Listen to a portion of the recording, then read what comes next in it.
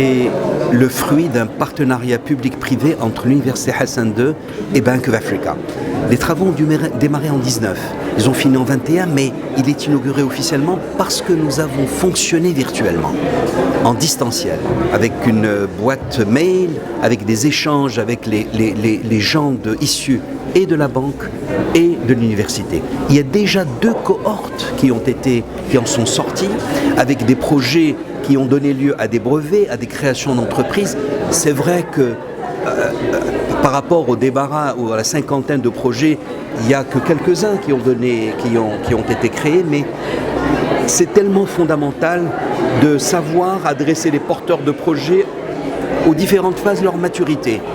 Lors de la pré-incubation, c'est-à-dire quand il s'agit de les aider à formaliser leur business model, c'est-à-dire de quoi s'agit-il, comment on peut vous structurer cela. La phase alors celle-là, ça peut durer 3 mois. Il y a de la formation, il y a du mentorat, les gens issus de l'université, issus de la banque, issus du monde des entrepreneurs. Et puis la phase d'incubation qui dure 3 mois, où l'on les aide à faire leur business plan, à répondre à toutes les questions, à les aider à comprendre et à avoir les compétences nécessaires, et pour eux, et en termes de recrutement quand ils doivent être accompagnés, jusqu'à la phase, la troisième, celle-là d'incubation dure 6 mois. Et puis la troisième phase, c'est la phase d'accompagnement en termes de réseau, marketing, réseautage, clients, prestataires et accompagnement financier.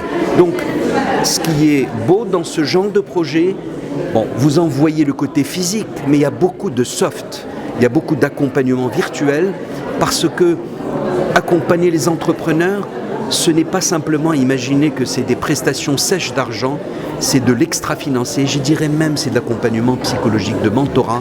Ce n'est pas encore une fois, nous sommes en train, tous ensemble, grâce à ce genre d'expérience, d'enrichir les parcours, d'enrichir la manière de rendre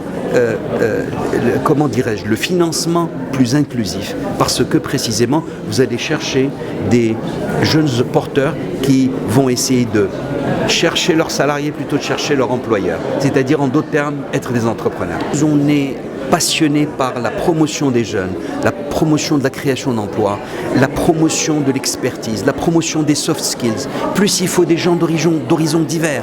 Ce n'est pas qu'une affaire de formateurs publics de l'État, ce n'est pas qu'une affaire de formateurs privés, ce n'est pas qu'une affaire de banquiers, ce n'est pas une affaire de prestataires externes, de conseils, c'est tout ça à la fois.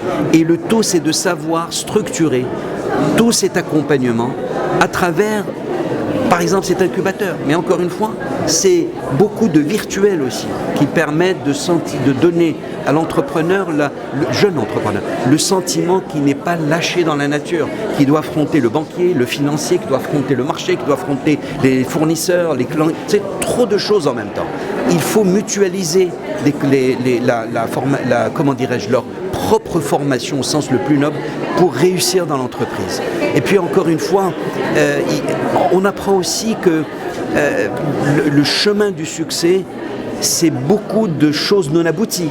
Et donc par exemple, le fait d'avoir la chance d'avoir autant de projets qui sont pré-incubés, peut-être qui n'aboutissent pas, va permettre d'améliorer pas seulement le processus de Blue Space, mais c'est également de comprendre ce qu'il y a lieu de développer comme formation à l'égard des entrepreneurs dans le cadre global, même étatique, même en termes de loi, pour pouvoir réussir à faire en sorte que l'entrepreneuriat soit une source majeure de création de forces, d'opportunités d'emploi.